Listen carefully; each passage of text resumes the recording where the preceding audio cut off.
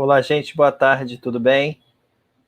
Estamos aqui hoje para o nosso webinar, né? O webinar de hoje com a professora Ana Paula. Ela vai dar um panorama da resistência antimicrobiana. Alguns recadinhos importantes antes. Primeiro, o que a gente peço para vocês? Se inscrevam. Quem está aqui assistindo, se inscrevam no link lá no site, porque é de lá que gera um certificado. Então, primeiro aviso, quem ainda não tiver inscrito, não é só responder a lista de presença aqui hoje. Tem que estar inscrito pelo site lá da UF, porque é lá que gera o certificado. Se você assinar a lista de presença, mas não tiver inscrito, a gente não tem como te entregar o seu certificado. No meio, para o final da apresentação, a gente vai colocar a lista de presença aqui, que é onde a gente confere quem está inscrito que realmente veio assistir. E aí, quem tiver com os 2 nomes, recebe o certificado. Porque às vezes vocês ficam muito na dúvida, então eu gosto sempre de esclarecer isso, né? Porque daqui a pouco, eu assinei a lista, vocês vão lá falar com a gente no Instagram, eu assinei a lista, e aí mas não estou achando meu certificado. Pelo link que a gente depois libera para vocês dos certificados. Provavelmente você não se inscreveu. Ou você se inscreveu, mas não assinou a lista. Não esquece, tem que fazer os 2. Não adianta fazer um ou outro. Tem que ter sido feito os 2. Né? As poucas pessoas que têm tido problema com isso, normalmente é porque acabam não cumprindo uma das 2 etapas. Segundo, avisar que os nossos webinários agora estão oficializados. A gente vai avisando a vocês isso, logicamente, mas a gente talvez mude o horário. Inclusive, se vocês quiserem já opinar aí nos comentários qual é o melhor horário para vocês, porque a partir desse mês e do próximo, a gente está entrando, todo mundo que é aluno está entrando em aula. Então, a gente tem que pensar aí no horário melhor para todo mundo assistir. Se vocês quiserem opinar já no chat, a gente agradece. Senão, daqui a pouco a gente pode perguntar para vocês, ou a gente vai testando outros horários e vendo como é que vocês respondem a essa demanda. O nosso próximo webinar, a gente ainda não tem o tema, a gente já tem convidados que já aceitaram, a gente só ainda não tem o tema definido. Vai ser daqui a 2 semanas, né? Provavelmente a gente vai fixar as quintas-feiras, só vamos nos certificar do horário para não bater com o horário de aulas de alunos, porque a gente tem um grande público de alunos também, e a gente não quer ficar atrapalhando a aula de ninguém ou não dando a oportunidade para as pessoas que estão em aula assistirem a palestra. Bom, sem mais delongas, eu vou agora convidar a Ana Paula, né? Só fazer uma breve apresentação da Ana Paula. A Ana Paula, ela é pesquisadora da Fiocruz, possui mestrado em microbiologia pela Universidade do Estado do Rio de Janeiro e doutorado em ciências pela Universidade Federal do Rio de Janeiro. Atualmente, ela é pesquisadora do Instituto Oswaldo Cruz e chefe do Laboratório de Pesquisas de Infecções Hospitalares de lá. Não deu para a gente colocar essa sigla inteira no nosso cartaz, mas fazendo justiça, tá? Queria, então, agradecer de novo a Ana Paula por ter aceito, até porque foi meio corrido, foi no final da semana passada já. Ana Paula, você topa semana que vem? Ela topou. Então, agradecer muito ela por ter aceitado o convite e passar a palavra para a Ana Paula. Oi, Bruno. Bom, eu que agradeço o convite de vocês, de toda a organização do Conecta Micro. Esse nome é imenso mesmo, do laboratório, né? Mas a sigla LAPI, que é bem conhecida também, Laboratório de Pesquisa e Infecção Hospitalar, do IOC. Bom, boa tarde a todos. Então, eu vou compartilhar aqui a minha tela. Eu vou falar um pouquinho para vocês sobre o panorama da resistência bacteriana no Brasil. A resistência, né, bactérias multiresistentes, tem se tornado um problema mundial, né? Cada vez mais a gente tem tomado mais noção desse problema. Isso é um problema que vem desde que os primeiros antibióticos foram descobertos, mas isso tem tomado cada vez mais proporção.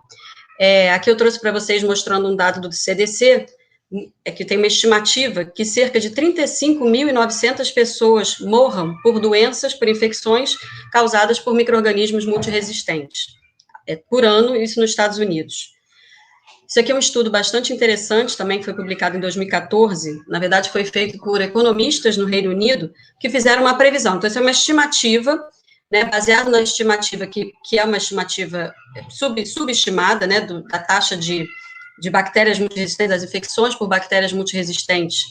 Atualmente, estima-se que cerca de 700 mil pessoas adoeçam e morram por bactérias multiresistentes no mundo, atualmente, né, esse foi um dado de 2014, e eles fizeram essa estimativa que em 2050, 10 milhões de pessoas morreriam por bactérias multiresistentes, sendo uma das principais causas de morte, passando à frente de doenças, né, como câncer, cólera, sarampo, enfim, todas essas outras doenças que causam tantas mortes por ano.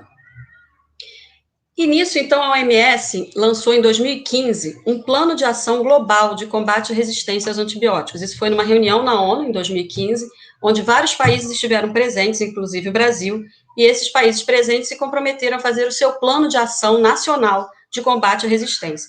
Todos esses planos, né, inclusive o plano da OMS, se baseiam em 5 objetivos principais. Ana Paula?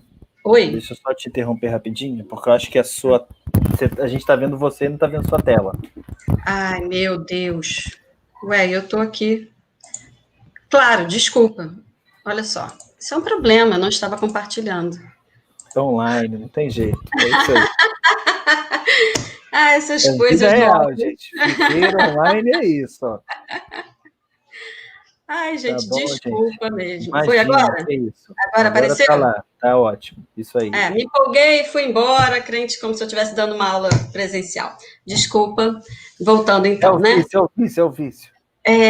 Pois é. Então vamos lá, né? Então aqui voltando, vou falar um pouquinho sobre o panorama da resistência no Brasil. E aqui agora sim vocês estão vendo, né? Esses dados do CDC mostrando então o impacto, né, do número de mortes que se estima por bactérias multiresistentes nos Estados Unidos.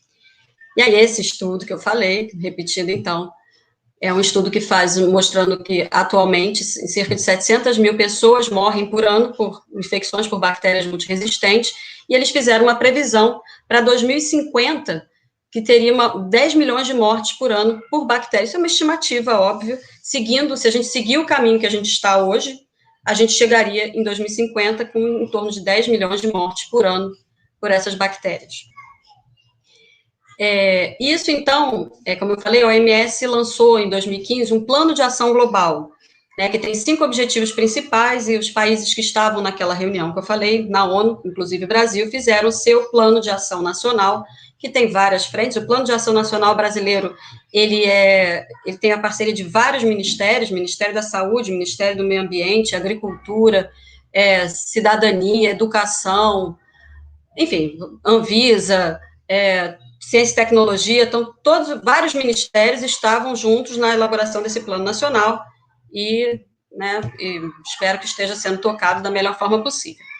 E os 5 objetivos principais principalmente, né, fortalecer e melhorar a conscientização e a compreensão do problema da resistência, né, tanto para profissionais de saúde quanto para a população, fortalecer a base científica em vigilância e pesquisa, melhorar saneamento, higiene e prevenção das doenças, otimizar o uso desses antibióticos, tanto para a saúde humana quanto animal, e investir em novos medicamentos, novos diagnósticos, vacinas e outras intervenções para controlar isso. Mas por que então, né? O que a gente sabe, assim, que realmente hoje a gente tem bactérias que estão numa situação que são resistentes a todas as drogas disponíveis para o tratamento dessas infecções. Mas por que elas se tornam resistentes, né? Isso é uma coisa que a gente tem visto desde dos primeiros antibióticos que foram descritos, né? Então, essa aqui é a Alexander Fleming, descobriu a penicilina em 1928, e ela começou a ser disponibilizada e utilizada em 1945. Naquela época, todo mundo achava que a gente não morreria mais de infecções, que estava resolvido o problema, e logo em seguida a gente já viu que apareciam bactérias resistentes. E isso sempre foi sendo visto, a cada novo antibiótico que é lançado no mercado, as bactérias se tornam resistentes logo em seguida. Isso é uma frase dele, né? Ele não inventei a penicilina, a natureza que fez, eu só descobri por acaso. Por quê? O que significa isso? A maioria dos antibióticos ou antimicrobianos que a gente tem hoje disponíveis são produzidos por micro-organismos da natureza, do solo. E se você tem aqueles micro-organismos que produzem esses antibióticos, você tem também aqueles que se tornam resistentes, que possuem mecanismos de resistência para se proteger daquelas agressões, né, daqueles antibióticos. E isso, na natureza, tem há milênios, há milhões de anos, então isso sempre a gente observa, né, isso aqui é um estudo interessante, mostrando também a presença dessa resistência no solo ao longo de toda a evolução, e ela se mantém estável lá, baixa. E quando a gente começou a utilizar, aumentar o uso desses antibióticos, né, na prática clínica, a gente foi vendo, então, um aumento exponencial dessa resistência. E o que acontece? Então, quanto mais se usa antibiótico, mais a gente faz uma pressão naquelas bactérias, as bactérias sensíveis morrem e as resistentes permanecem, e aí elas começam a causar infecção, e é por isso a gente vai vendo esse aumento da resistência de uma forma, né, cada vez mais expressiva. Aqui é um estudo interessante de 2018 mostrando o aumento do uso dos antibióticos nos países no mundo. Né? Então, eles fizeram um estudo mostrando a dose diária a DDD, de antibiótico utilizado, o consumo do antibiótico utilizado de 2000 até 2015, e aqui mostra que, ao longo dos anos, a maioria dos países teve um aumento da utilização de antibióticos. Né? Poucos países mais bem desenvolvidos, né, como os Estados Unidos, a Europa, tiveram uma diminuição do uso desses antibióticos, mas a maioria do mundo, a maior parte do mundo, teve um aumento nessa utilização.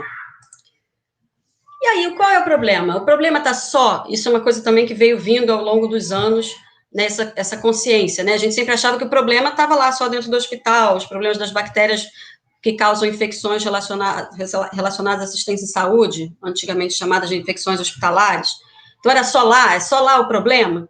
Não. A gente tem visto, e cada vez mais, que 70% dos antibióticos usados no mundo são para o consumo animal e 30% para consumo humano. Como assim? São usados para tratar infecções de animais? Não. Usa-se antibiótico como promotor de crescimento na pecuária. Então, o que tem visto é que esses antibióticos também, claro, a utilização para tratar os humanos influenciam, né, no desenvolvimento dessa resistência, mas a utilização em animais como promotores de crescimento e para o tratamento tem feito essa grande pressão da resistência mundial. Né? Então, aqui a gente vê mais como se fosse um ciclo, né? Então, o uso do antibiótico, tanto para tratar os humanos, como nos animais na pecuária, para tratar infecções, ou como promotores de crescimento, vão fazendo essa pressão nas bactérias, né? E eles são lançados no esgoto, tanto antibiótico quanto bactérias resistentes, que vão para o ambiente, isso tanto no caso da utilização humana, quanto na utilização pelos animais, vão para o ambiente, contaminam o ambiente, as águas, o solo, e que podem contaminar novamente a comida que a gente se alimenta, enfim, vai fechando um ciclo e cada vez mais pressionando as bactérias de uma forma global e aumentando essa resistência. E além disso, né, então aqui a gente vê o ciclo da utilização do antibiótico em várias situações, não só para tratar as infecções humanas, mas na pecuária, isso indo para o ambiente, alimentação. O que é outra situação importante, a gente tem visto até, na verdade, em todas as pandemias atualmente, né, e principalmente agora no Covid, que é a grande mobilidade, a rapidez com que a gente consegue, hoje em dia, se mobilizar de um país para o outro, e esses micro-organismos vão junto, rapidamente são disseminados. Então, a gente vê, muitas vezes, bactérias multiresistentes disseminadas em vários países de uma forma muito rápida. E isso, então, é um problema, né? Como eu já falei da OMS. E em 2017, a OMS lançou uma lista de 12 patógenos prioritários que é fundamental o desenvolvimento de pesquisas de novos antibióticos ou vacinas, ou seja o que for, para controlar a resistência nesses patógenos.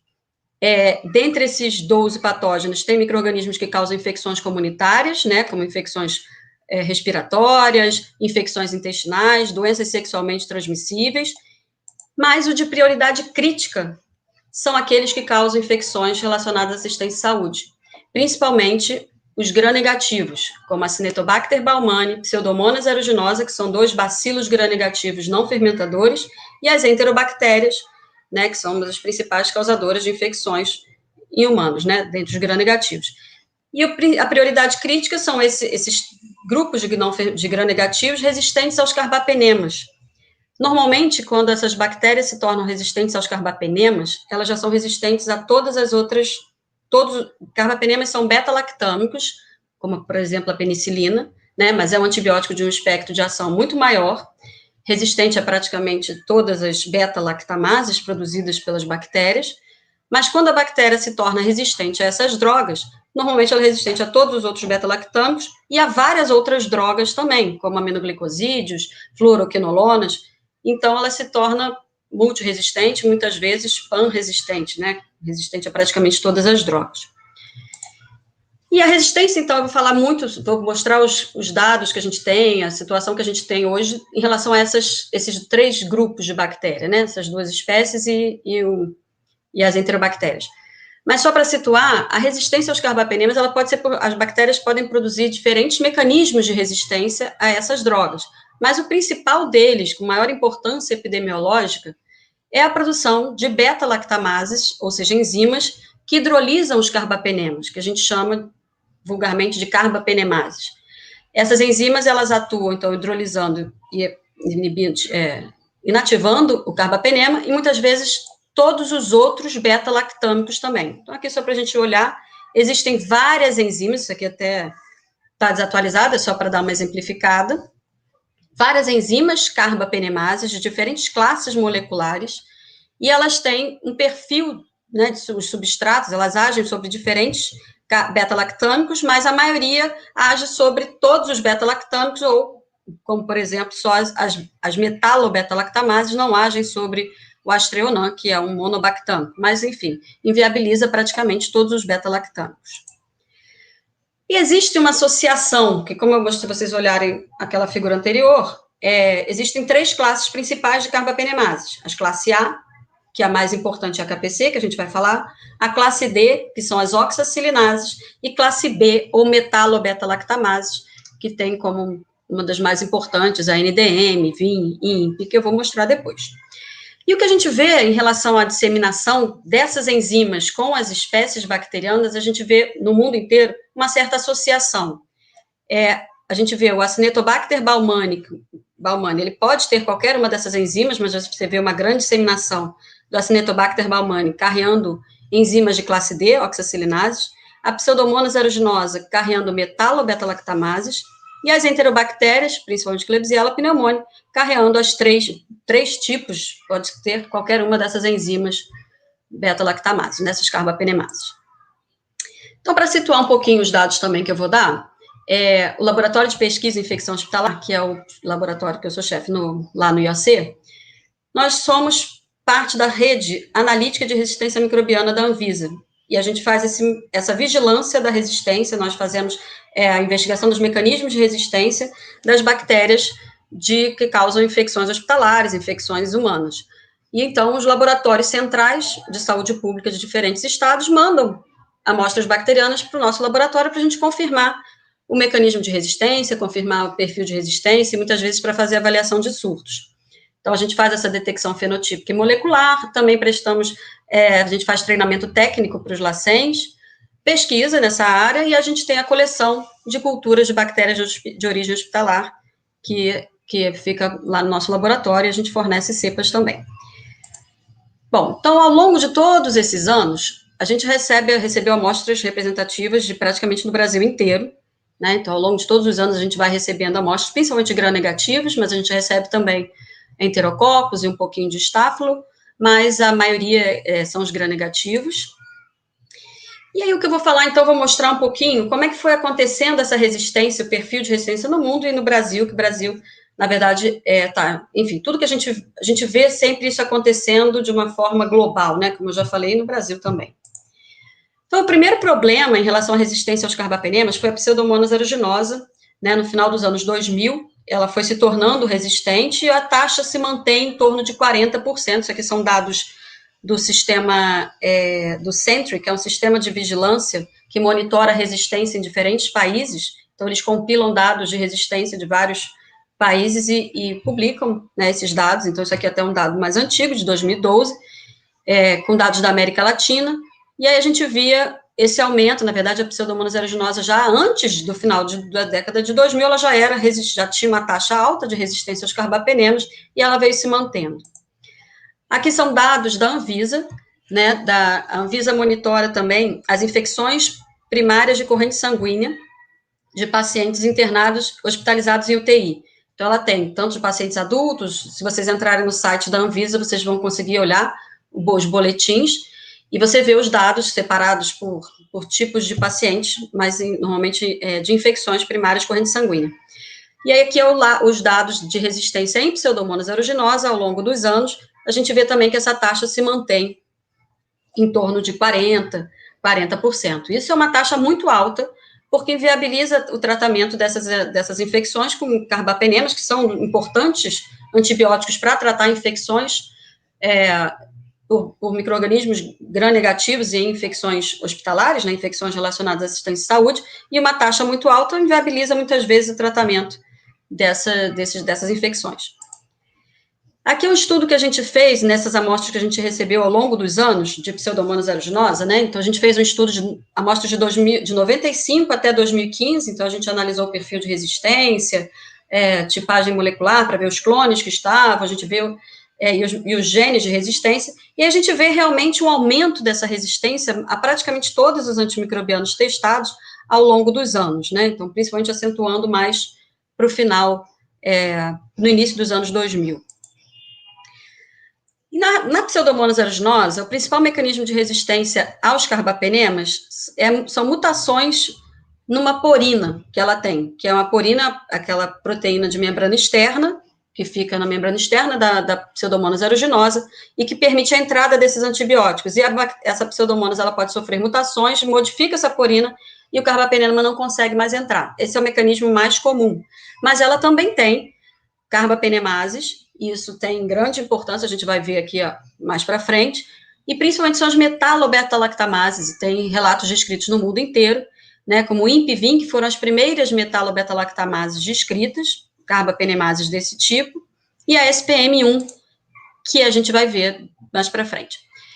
E a KPC, na verdade, a gente tinha sempre essa relação de metalobeta-lactamases com Pseudomonas aeruginosa, mas a gente tem visto cada vez mais a presença de KPC, que eu vou falar na frente, que é uma das, provavelmente, muitas pessoas já escutaram falar na superbactéria KPC, que era, na verdade, é uma enzima em Klebsiella pneumoniae, mas a gente tem visto cada vez mais relatos de KPC em Pseudomonas aeruginosa no mundo também. E o que é bem interessante, uma coisa bem característica do Brasil, que é o clone, é uma Pseudomonas aeruginosa, pertencente a um mesmo clone, que por essa técnica de MLST, a gente estabelece que é um MLST, um sequence type 277, produtor de uma metalobeta-lactamase, que é a SPM1. Ela foi descrita no Brasil no início dos anos 2000, em São Paulo. Depois dali ela foi encontrada em vários estados brasileiros. Na verdade, você tem descrição de SPM1 praticamente no Brasil inteiro, num mesmo clone, que é esse mesmo clone, só em Pseudomonas aeruginosa, e só os únicos 2 relatos que existem de SPM1, relatos oficiais, né, em artigos publicados, de SPM1 no mundo, além do Brasil, no Reino Unido e na Suíça. E esse da Suíça foi de um paciente que veio do Brasil, ele estava internado, ou ele estava no Recife, e foi internado lá na Suíça, então levou a SPM1 para lá. São os 2 únicos relatos fora do Brasil dessa metalobeta-lactamase. Então, isso é uma coisa bem intrigante, que é bem característica do Brasil. E aí aqui a gente tem vários estudos, né, com esse clone. Aqui é um estudo que a gente publicou recentemente, 2016, nem tão recente, mostrando a presença de diferentes ilhas genômicas nesse clone, e ela carrega, se vocês olharem aqui do lado, um monte de genes de resistência. Ele realmente é um clone extremamente resistente, que está se disseminando. O interessante é porque só no Brasil. Isso sempre foi uma pergunta que sempre intrigou todo mundo.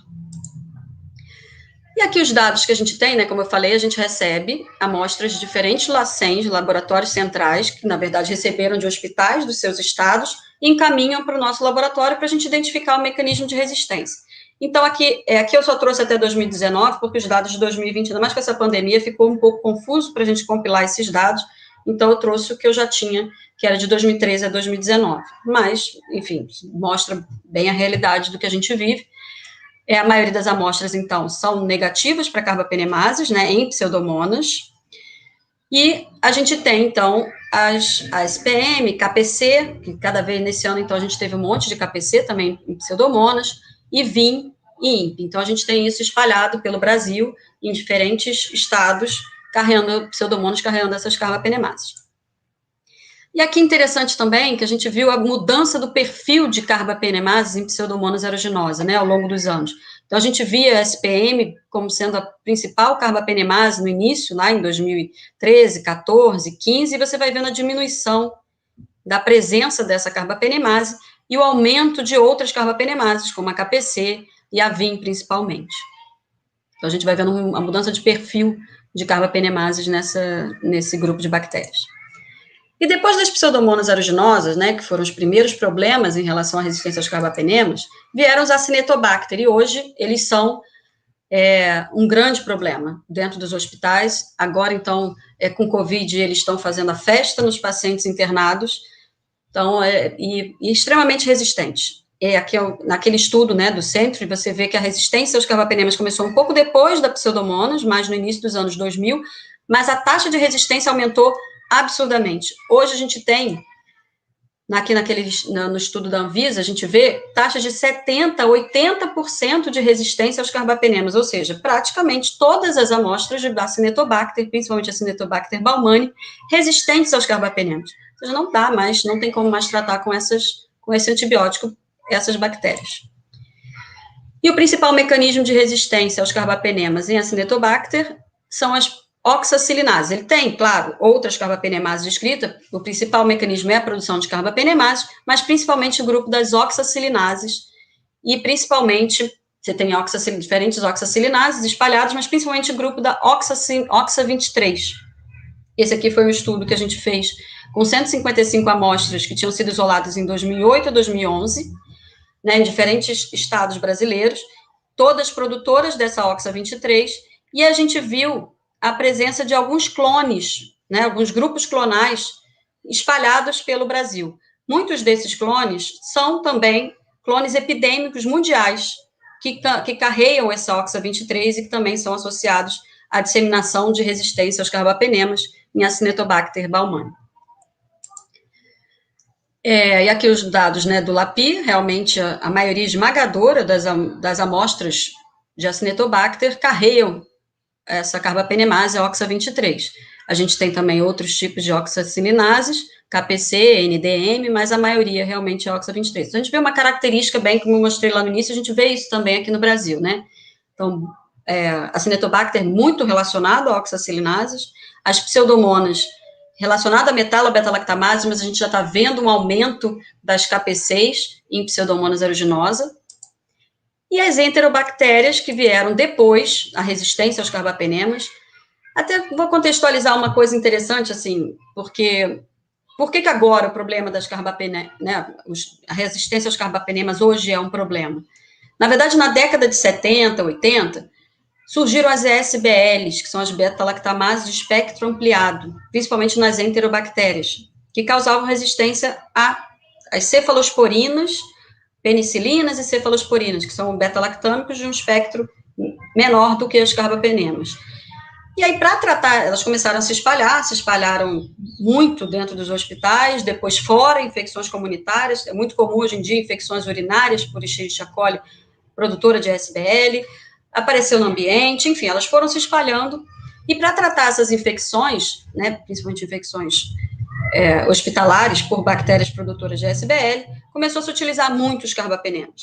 E aí foi o que aconteceu, começou a surgir a resistência aos carbapenemas, primeiro nas pseudomonas, depois na Acinetobacter, e aí depois, mais para nos anos 2008, 2010, a gente começa a ver um aumento da resistência aos carbapenemas nas enterobactérias, principalmente a Klebsiella.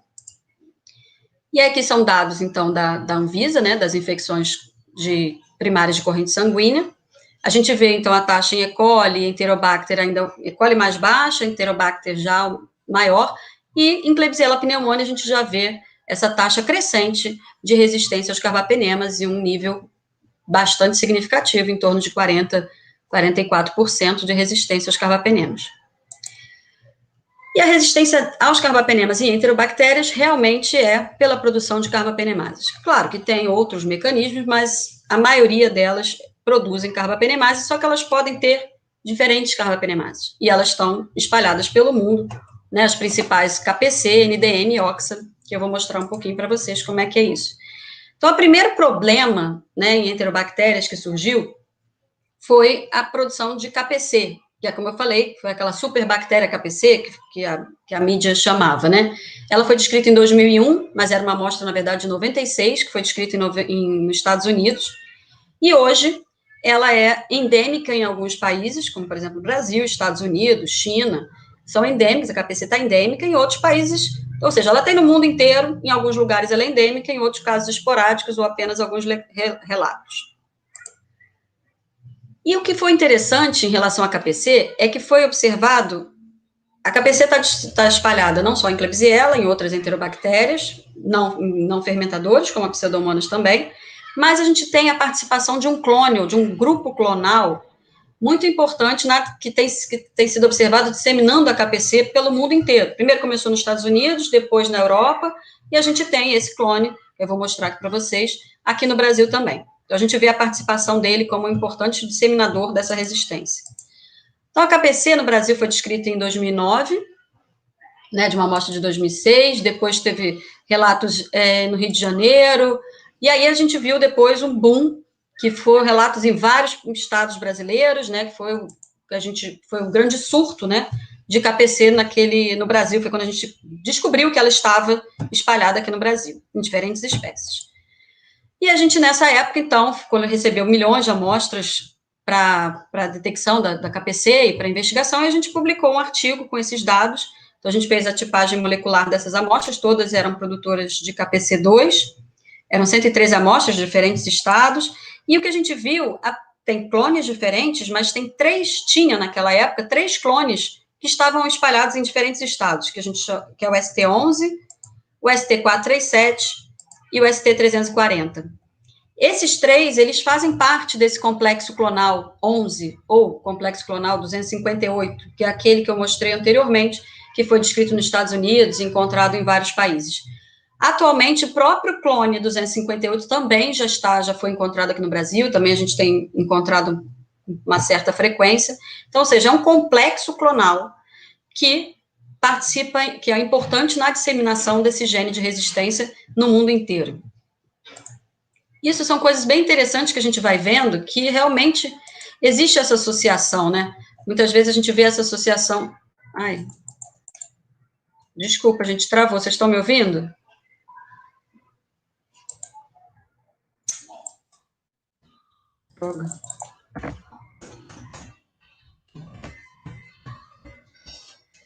Bruno, você está me ouvindo?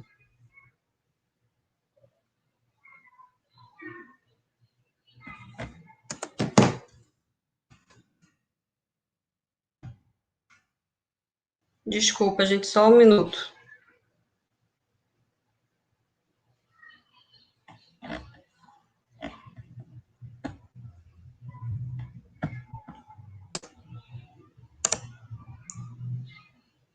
Vocês estão me ouvindo? Alguém está me ouvindo?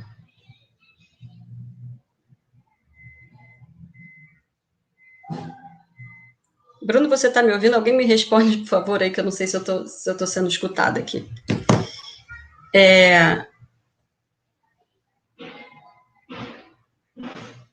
Desculpa. Então, olha só, tá vendo? Coisas da internet.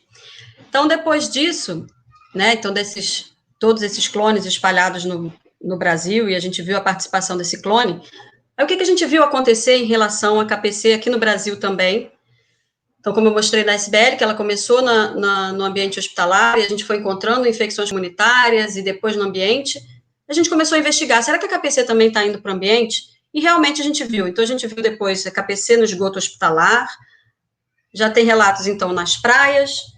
No Rio Carioca, foi um trabalho que a gente publicou em 2016, mostrando a presença de KPC no Rio, em várias partes do Rio Carioca e na Praia do Flamengo, mas já tem esse aqui, é um estudo da UFRJ, mostrando a presença de KPC na Praia de Copacabana, Praia de Botafogo, Enfim, KPC já está se espalhando pelo ambiente, não só em bactérias como Klebsiella pneumoniae, mas em bactérias ambientais também, como Aeromonas e outros Enterobacteres ambientais.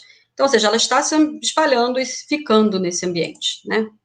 E depois da KPC veio um outro problema, que foi a NDM, que é uma metalobeta-lactamase, que foi descrita em 2009, foi descrita numa amostra isolada na Suécia, de um paciente que tinha vindo da Índia, e isso deu uma repercussão, porque relacionou ainda mais o nome, relacionou diretamente à Índia, e ela foi, assim que ela foi descrita, rapidamente já foi detectada em vários países do mundo. Em 2011 ela já tinha relato em vários países, e hoje ela também continua sendo endêmica, né, na Índia, no Paquistão, nessa região aqui, mas já tem relatos dela em vários países do mundo.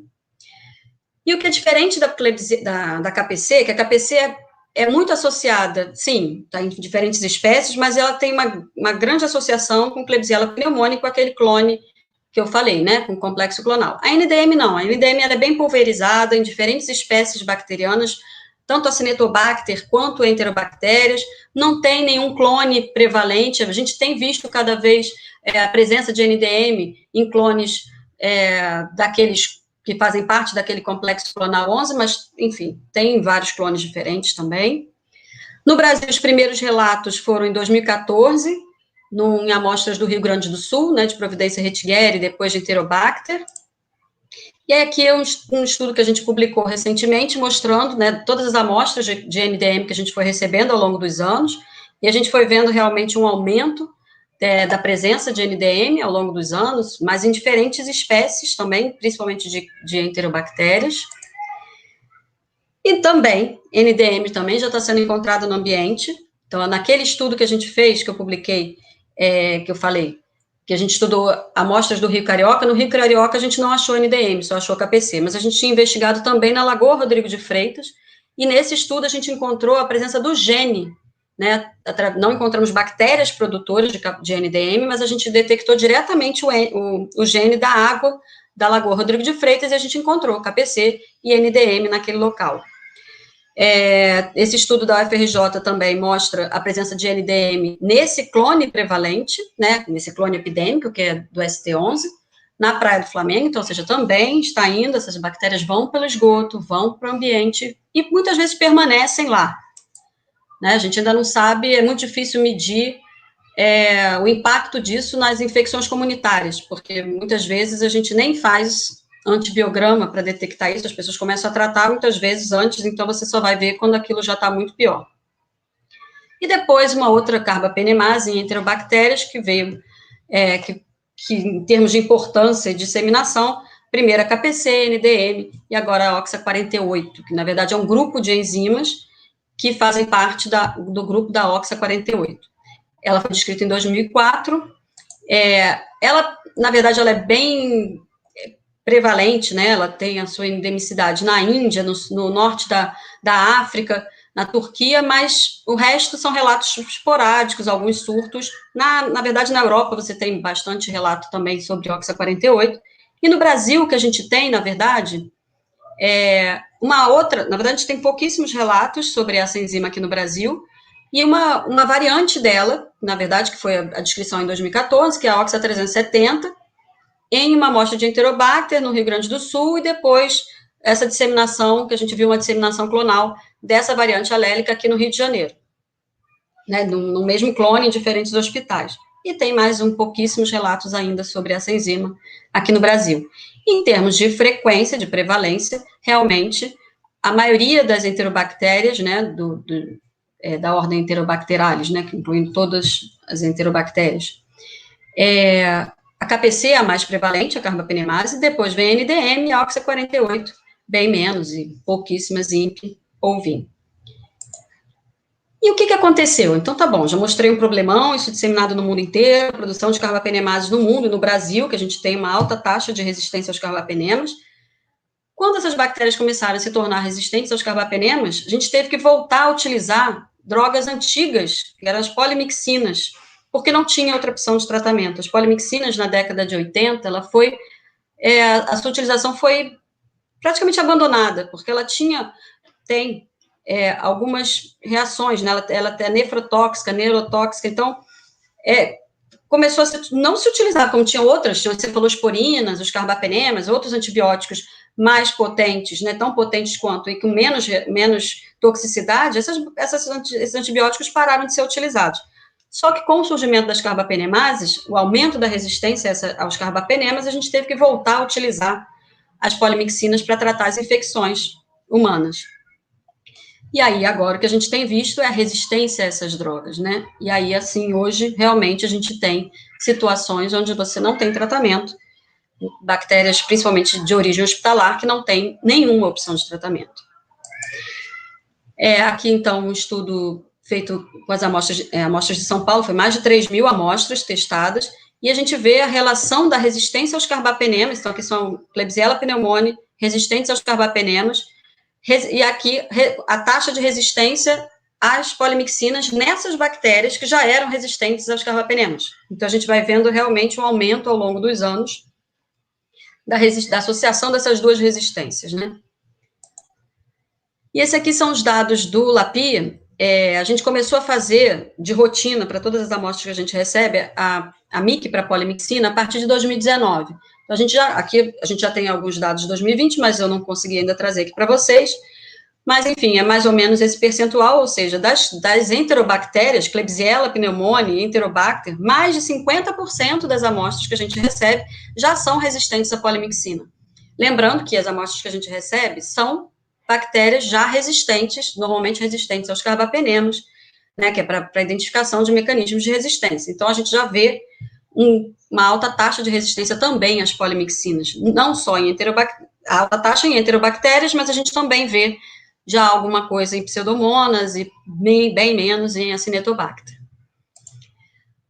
O principal mecanismo de resistência às polimixinas são mecanismos mutacionais. Na verdade, pela alteração do LPS na membrana externa dessas bactérias gram-negativas, né, que impedem a entrada da polimixina. Isso aqui foi um estudo que a gente fez, também mostrando que isso... Eu trouxe o meu estudo, mas isso tem sido mostrado no mundo inteiro. Realmente, o principal mecanismo de resistência às polimixinas, principalmente em Klebsiella pneumoniae, são mutações em alguns genes cromossomais que estão relacionados à síntese do LPS. Mas, em 2016, na China, foi descrito um primeiro mecanismo de resistência plasmidial causando resistência às polimixinas, que são os genes MCR. O primeiro foi o MCR1, hoje já tem, eu acho que até MCR10 ou mais, não sei, descritos, ou seja, variantes desse gene, que ele causa resistência à polimixina, né, um gene plasmidial.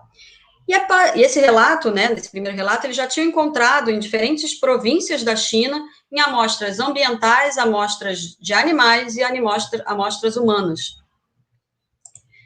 Em 3 meses, todo mundo começou a procurar, e aí foi visto que esse gene já estava em praticamente todos os continentes, em bactérias de diferentes ambientes, né, tanto animal, ambiental, e pacientes colonizados ou infectados, principalmente em E. coli, mas em diferentes espécies também, e associados a diferentes plasmídios. Muitas vezes, a maioria deles, bastante mobilizável.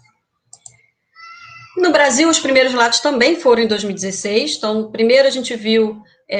isso aqui não são estudos meus, mas primeiro foi visto em amostras de animais, depois amostras humanas, e o que a gente tinha muito medo era que como se é um mecanismo plasmidial, que isso caísse numa bactéria produtora de KPC, que já tem um plasmídio de KPC, como a Klebsiella pneumoniae, dentro de um hospital, carreando, e que pudesse carregar esses 2 mecanismos de resistência.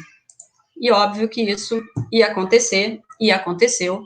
Então, aqui a gente tem os primeiros relatos de Klebsiella pneumoniae ou Escherichia coli, produtoras de KPC2 e MCR1, né, causando infecção ou colonização em pacientes hospitalizados. E também, claro, já foi descrita a presença de MCR1, aqui no estudo brasileiro, na praia de Santos. Então, ou seja, esses mecanismos estão indo para o ambiente. Isso tudo é mostrando, na verdade, como isso tudo realmente não é mais não basta a gente só falar de resistência no hospital. Isso é global, isso é ambiente, alimento, pecuária, animal, veterinária e humano. Nos dados do LAPI, né, a gente também, a partir de 2017, a gente começou a investigar rotineiramente esse mecanismo todas as bactérias que a gente recebia. Ainda tem uma taxa baixa em amostras clínicas. A gente tem uns estudos com amostras de granja e a taxa já é um pouco maior de presença de MCR, principalmente em granja e principalmente em frangos, mas em humanos a taxa ainda é bem baixa. Apesar da taxa de resistência à polimixina ser alta, a presença do MCR é baixa, ou seja, a resistência, muito provavelmente, é por mutações cromossomais, né? E principalmente em Escherichia coli e Klebsiella pneumoniae. E aqui, eu quero, na verdade, fechar, que eu quero chamar a atenção disso, que, na verdade, o que a gente precisa, a gente tem visto também, né? Eu mostrei um panorama do que está acontecendo no Brasil e no mundo, né? Não adianta dizer no Brasil, só no Brasil acontece isso, não, no mundo acontece isso, a gente vê essas resistências, esses mecanismos se espalhando pelo mundo inteiro, cada vez mais a gente vê essa associação, essa presença de, então é isso que eu queria falar, importante, por que a polimixina, por que esse gene de MCR se espalhou e a gente viu tão rapidamente espalhado no mundo inteiro? Ele é utilizado como promotor de crescimento para frangos, para porcos. A China usava muito isso, mas, enfim, não só a China, mas vários países no mundo, acho que aqui no Brasil a gente também usava a polimixina como promotor de crescimento de frangos e porcos. Então, isso tudo foi realmente fazendo essa pressão, né? Então, a gente vê que a utilização do antibiótico na pecuária acaba levando ao aumento da resistência até nas infecções humanas. Então, isso não é só uma ideia, isso é real. Cada vez mais a gente tem visto que isso é real. E o que a gente precisa é de medidas integradas, né? Então, para controlar todas essas pandemias, a gente precisa realmente de medidas integradas, né, com sistemas de vigilância, de controle de infecção, de controle do uso desses antibióticos, tanto na pecuária quanto no animal, no humano. Enfim, saneamento básico, todas aquelas medidas que o plano global da OMS estabelece que a gente precisa realmente colocar em prática. E a gente tem visto muito agora, tem sido também muito falado agora com o Covid, o aumento da resistência, né? O que vai acontecer com essas bactérias hospitalares, o aumento da resistência nessas bactérias, porque os pacientes com Covid ficam muito tempo internados, tomando muito antibiótico, e vai, com certeza, pressionar essas bactérias hospitalares, que já estão extremamente resistentes. O que vai acontecer? Isso a gente vai estar começando a gente só vai ver isso ao longo do tempo, não tem como agora dizer, está acontecendo isso, mas a gente já está vendo, sim, algumas bactérias bem associadas a isso. Na verdade, o que vai acontecer em relação à resistência dessas bactérias, a gente vai ver agora ao longo do tempo, mas isso é uma preocupação tanto dos pesquisadores, né, da comunidade científica, quanto da OMS, né, essa junção dessas duas pandemias, né, não querendo dizer, óbvio, que o Covid é uma pandemia aguda que a gente está vivendo, mas a resistência aos antibióticos é uma pandemia que a gente tem vivido já ao longo de muitos anos. E aí eu queria deixar isso aqui, essa frase eu encontrei, na verdade foi foi um professor que foi aluno lá do nosso laboratório, que deu numa aula, eu gostei, mas ele também, eu vi que estava na internet, não sei quem escreveu, mas eu achei bonitinha, né? Use o antimicrobiano por via oral, intravenosa, mas nunca por via das dúvidas. Isso é uma coisa também fundamental, porque muitas vezes a gente usa, até em tempos de Covid, antibiótico para tratar não bactéria, e antibiótico é para tratar bactéria, e tem que ser usado de forma correta, porque senão a gente vai cada vez ficar pior, e a gente vive esse jogo de xadrez aqui, com as nossas superbactérias aqui. Bom, gente, agradecer, então, a toda a Anvisa, a rede de monitoramento, todas as agências de fomento, né, que nos ajudam nesses estudos, e a equipe do LAPI, e é isso que eu tinha para falar para vocês. Muito obrigada, e estou à disposição aqui.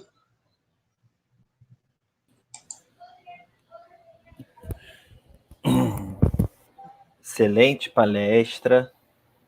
Adorei esse último slide também. Por via oral. Vou usar também. Eu não sei quem falou isso. Eu vou botar lá. Na internet.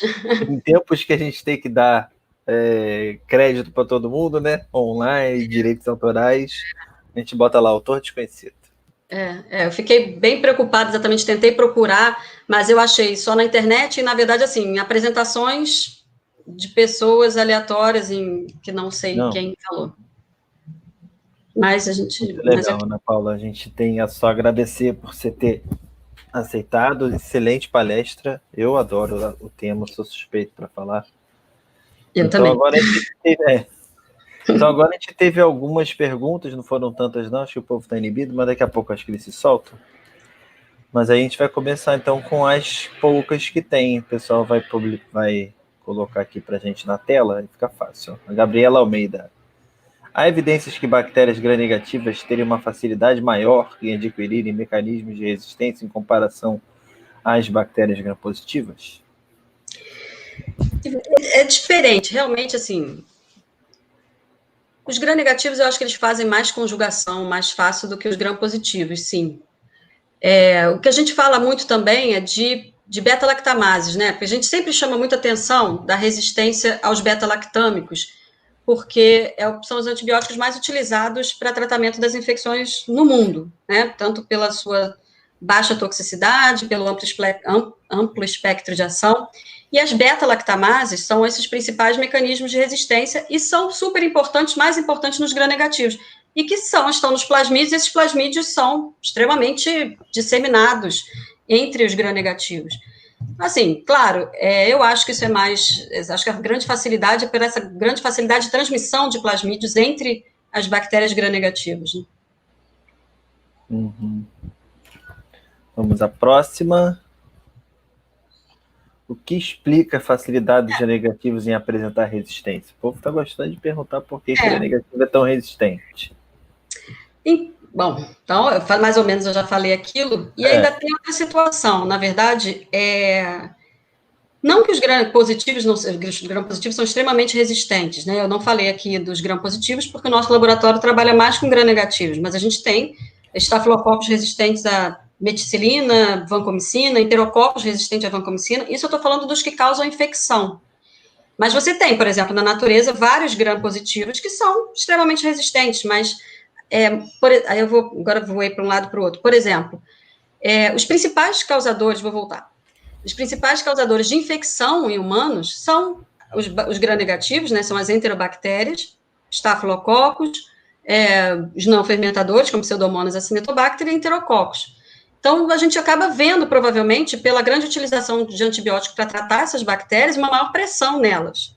Mas se a gente for procurar no ambiente, bactérias ambientais, que aí você pode ter gram-positivos e gram-negativos, você vai ver uma taxa de resistência alta, ou melhor dizendo, taxa de resistência não, mecanismos de resistência presente nessas bactérias.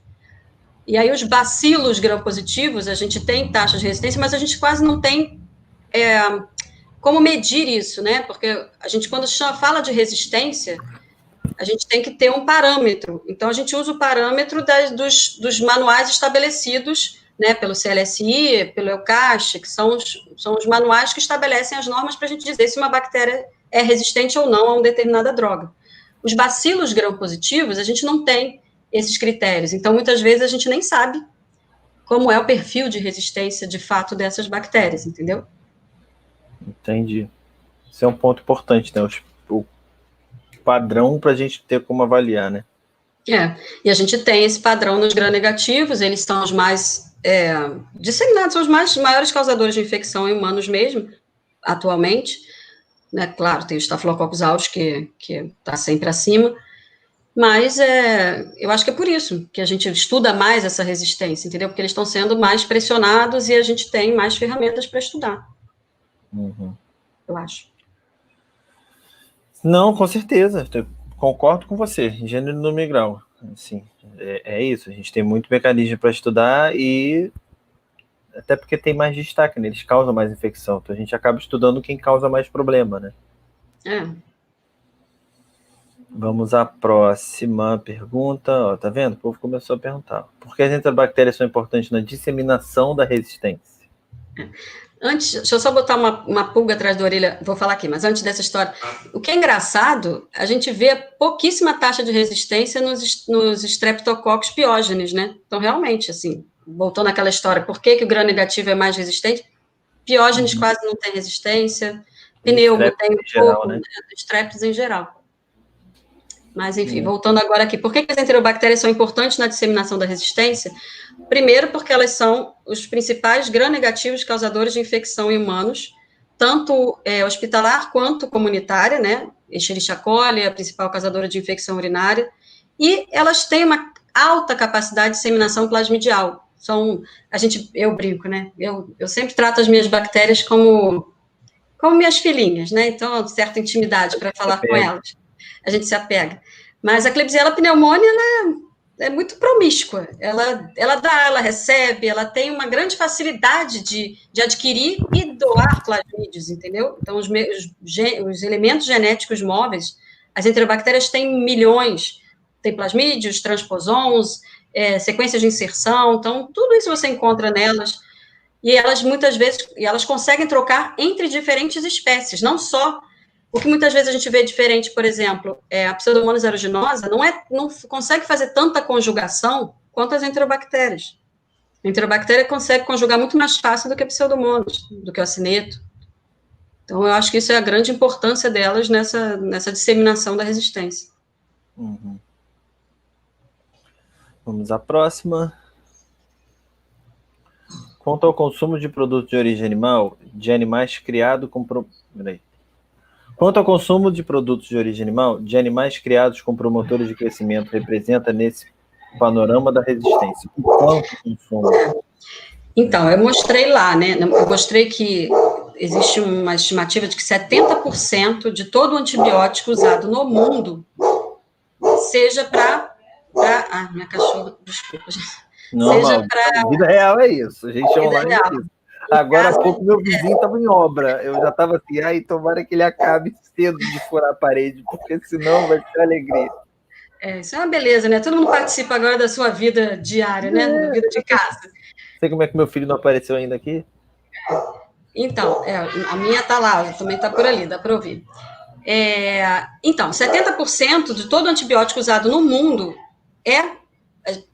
foi visto cada vez mais isso, que é como promotor de crescimento. Eles são usados na pecuária. E a gente tem visto cada vez mais essa associação. Isso é até uma história interessante, assim, quando começou a surgir essas ideias de que realmente a utilização de antibiótico, porque antibiótico na pecuária não são alguns poucos são os mesmos que são usados para tratamento das infecções humanas, mas outros não. Então, o que isso tem a ver? Eu estou usando um antibiótico no animal, não tem nada a ver com a infecção humana. Durante um tempo, no passado, a gente pensava isso. E cada vez mais foi vendo que não. Então, isso começou também na época dos enterococos resistentes à vancomicina, que vancomicina é usada para tratar infecção humana, não em animal. Mas em animal se usa a avoparcina, que é muito próximo à vancomicina. E aí começou será que então, e aí foram vendo que foram sendo isolados em animais enterococos resistentes a van. Poxa, então será que é a avoparcina que está causando essa resistência? Será que é daí que estão surgindo esses enterococos resistentes a van que estão causando infecção nos humanos? Então, no início começou essa discussão e cada vez mais essa ideia foi ficando foi tendo mais força. Salmonela, tem estudos mostrando a presença de salmonela multiresistente em frangos e o mesmo clone causando infecção em humanos. Então, a gente tem muitas vezes essa relação direta, né, da bactéria que estava no alimento, que sofreu a pressão do antibiótico naquele frango, no porco ou no gado, e que causou infecção em humanos. E a gente tem essa ideia que hoje em dia a gente tem visto mais, que é a pressão global, né, a utilização de antibiótico de uma forma não só no animal, do animal para o homem. A utilização do antibiótico no animal, esse animal, as bactérias do animal estão sofrendo pressão, você está lançando muito antibiótico no ambiente, então antibiótico sendo lançado no ambiente, a bactéria resistente sendo lançada no ambiente, e essas bactérias vão permanecendo no ambiente, podem vir a causar infecções humanas, enfim. você está vendo já essa participação em todas as, não só diretamente no animal, do animal você come a carne, você tem todo um ciclo desse antibiótico causando essa pressão nas bactérias de uma forma global. Não sei se eu respondi a pergunta dele. Não, respondeu. Eu acho que a gente às vezes não se toca do ambiente, né?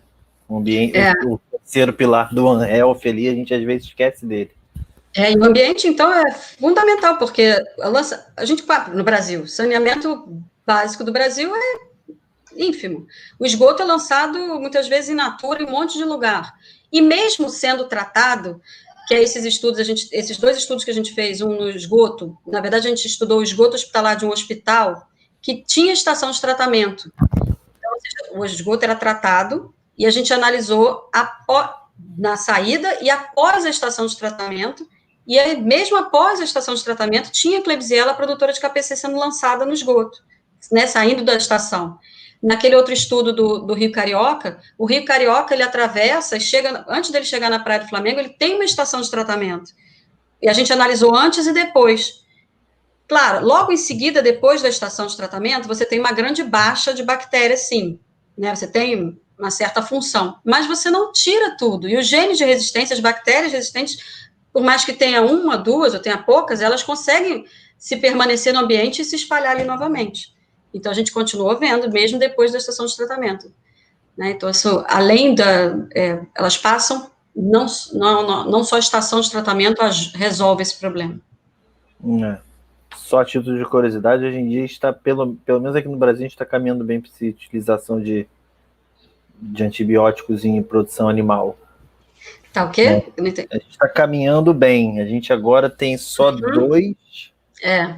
Atualmente são só 2 e que não são de uso clínico. Então, a gente, pelo menos, é porque a gente escuta que, por exemplo, na China tem muito problema de uso de antibiótico e vai continuar, porque não tem muito controle, não tem muito perspectiva de controle. Mas, graças a Deus, aqui no Brasil, pelo menos, a gente está fazendo o trabalho direitinho. Eu estou sabendo disso também. A gente vive batendo, né? Então, quando a gente faz direitinho, vamos dar uma afagada. Isso é bom. Realmente o mapa tá fazendo seu trabalho direitinho. Isso é uma coisa que eu acho que vai acabar pressionando o mundo inteiro a seguir isso, porque a Europa tem muitos países que já não compram mais carne, né, o frango, que tenha sido tratado com antibiótico. Então, se a gente quiser continuar exportando, quiser continuar nesse mercado, vai ter que se adaptar, vai ter que ir adaptando, diminuindo cada vez mais a utilização desses antibióticos para isso, né? Uhum. Bom, vamos ver se tem mais pergunta. A ocorrência concomitante de mecanismos resistentes a carbapenemas e a polimixina em gram-negativos apresenta uma tendência de aumento na clínica ou os casos ainda são esporádicos? Não, é bem alta. O estudo que eu mostrei ali de São Paulo, esse estudo foi de, não sei, 2015, 16, não me lembro mais exatamente. Mas uma taxa de resistência à polimixina em amostras produtoras de carbapenemase, resistentes aos carbapenemas, era altíssima. Dessas amostras que eu mostrei do nosso estudo, que 50%, 70% das amostras de enterobactérias que eram resistentes à polimixina, elas são resistentes aos carbapenemas. A gente vê, sim, essa associação direto já. Já é bem alta. Ei, Laia. Então, tem mais perguntas, gente? Não, olha aí. Na ausência de mutações nos genes ligados à síntese do LPS, a presença do MCR1 já garante fenótipo de resistência à polimixina? Ou há bactérias com esse gene, porém no TSA se mostram sensíveis? Aí vai entrar numa discussão, né? Porque TSA para polimixina tem todo um problema. Oi, Mila, tudo bem? Eu sei quem é você. Mas descobre, né? Das outras eu não estava prestando atenção no nome, agora por acaso eu li. Mas isso é uma pergunta interessante, porque realmente o MCR1, ele tem, bom, primeiro, para detecção de resistência à polimixina, o TSA, o único que funciona, de fato, é a microdiluição, né? Até tem algumas coisas, ou seja, a determinação da concentração mínima inibitória, mas não por E-teste e disco de fusão, não. Mas o MCR1 realmente ele causa uma resistência a baixas concentrações de polimixina. Isso é verdade. Na verdade, o que a gente vê sempre quando a bactéria tem o MCR1, normalmente ela tem uma MIC mais baixa para a polimixina, e quando ela tem mutações nos genes cromossomais, ela tem a MIC mais alta. Mas você já tem resistência à polimixina também, de qualquer maneira, pela presença da MCR. Mas não, mentira. Aí, agora a outra pergunta ali. Até interessante, a gente encontrou agora umas amostras de MCR9 que são sensíveis, e que isso também tem sido descrito na literatura, que in vitro ela se mostra sensível à polimixina. Não sei como é, aí eu tenho que acompanhar para ver como seria no tratamento com a polimixina, se essa bactéria se torna resistente à polimixina, mas in vitro ela é sensível. Mais alguma? Acho que dá tempo mais alguma.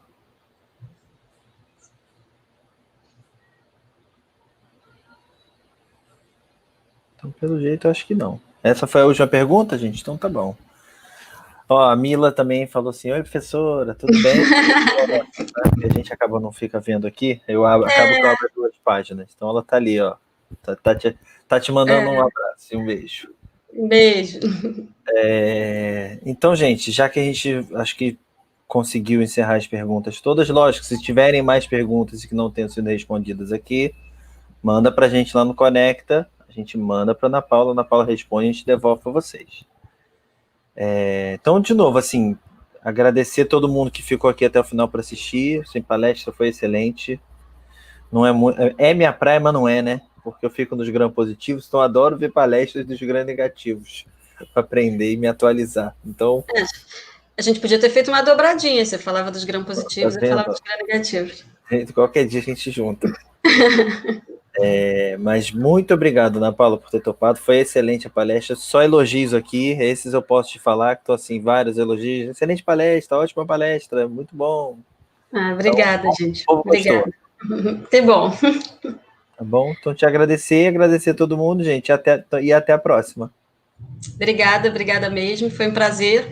Desculpa as confusões, né, da internet, de apresentação, porque é tudo muito novo. Às vezes eu começo a me sentir até meio velha, né, que a gente não consegue se adaptar assim tão rápido a essas mudanças, mas é bem interessante também, né, como eu falei com vocês. É interessante porque a gente tem um acesso a um outro público que presencialmente a gente não teria.